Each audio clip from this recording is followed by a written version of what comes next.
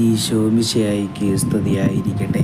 ഇന്ന് സദ്വചനങ്ങളിൽ നമ്മെ ഓരോരുത്തരെയും കർത്താവിൻ്റെ ശക്തി പ്രകടിപ്പിക്കുന്ന ഒരു വചനമാണ് ഇന്ന് നമുക്ക് പറഞ്ഞു തരുന്നത്. കണ്ണീരോടെയാണ് അവർ വരുന്നത്, എന്നാൽ ഞാൻ അവരെ ആശ്വസിപ്പിച്ച് നയിക്കും.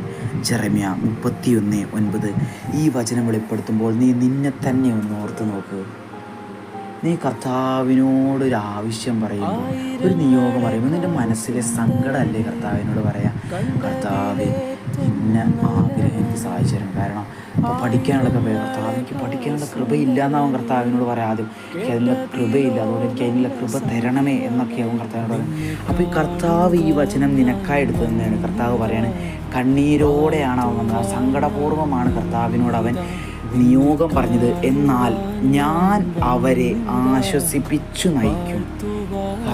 കാരണം കർത്താവ് നമുക്ക് തണലേകും എന്നാണ് ഈ വചനത്തിൽ പറയുന്നത്. ആ കർത്താവിനെ നമ്മൾ സ്തുതിക്കണം, കർത്താവിനെ നമ്മൾ സ്തുതിച്ച് ബഹുമാനിക്കണം, നമ്മൾ നന്ദി പറയണം. അതുകൊണ്ട് ഈ വചനം പറഞ്ഞ് കേൾക്കുമ്പോൾ കർത്താവിനോട് നന്ദി പറയാൻ നമുക്ക് ശ്രമിക്കാം.